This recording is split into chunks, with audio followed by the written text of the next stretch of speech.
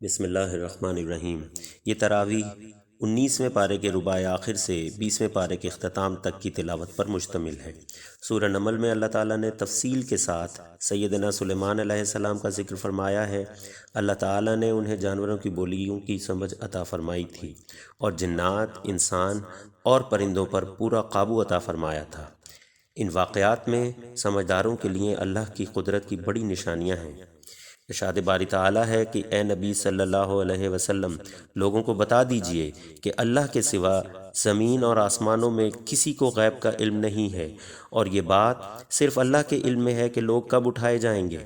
کفار کے دل سے آخرت کا یقین ختم ہو گیا ہے اور وہ حقیقت کی طرف سے شک میں پڑے ہوئے ہیں۔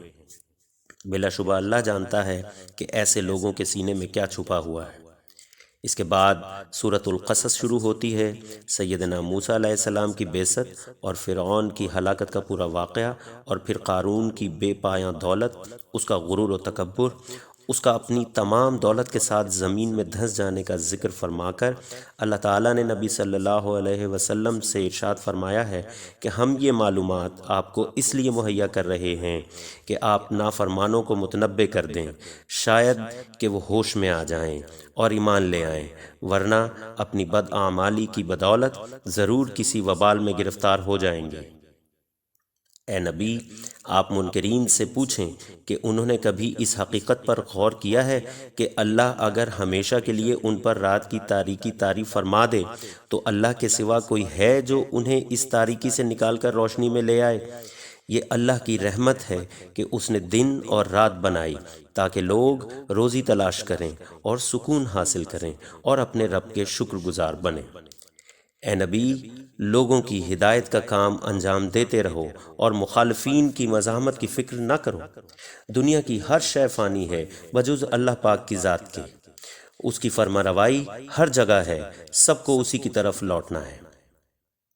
اس کے بعد سورہ عنکبوت شروع ہوتی ہے۔ ارشاد باری تعالیٰ ہے کہ کیا لوگ اس خوش فہمی میں مبتلا ہیں کہ ان کے صرف یہ کہہ دینے سے کہ وہ ایمان لے آئے ہیں ہم ان کی آزمائش نہیں کریں گے؟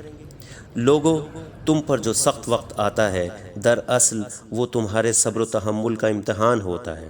اس طرح ہم اہل ایمان کو بھی جان لیتے ہیں اور جھوٹوں کو بھی پہچان لیتے ہیں۔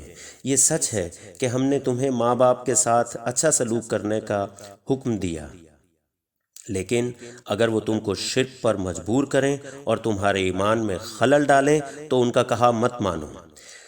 کافر مومنوں سے کہتے ہیں کہ ہمارے طریق کی پیروی کرو، ہم تمہارے گناہ سمیٹ لیں گے۔ وہ جھوٹے ہیں، کوئی کسی کا بوجھ نہیں اٹھائے گا۔ اس کے بعد سیدنا نوح علیہ السلام کا واقعہ بیان فرمایا ہے۔ وہ 900 برس تک اپنی قوم کے درمیان فرائض پیغمبری ادا کرتے رہے، مگر قوم نافرمان تھی، بالآخر طوفان کے عذاب میں مبتلا ہو کر ہلاک ہو گئی۔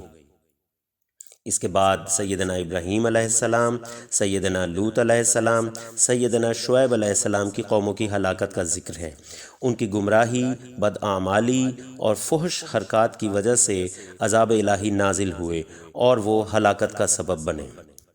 ان واقعات میں عقل رکھنے والوں کے لیے نصیحت ہے، سب کو اسی کی طرف لوٹ کر جانا ہے۔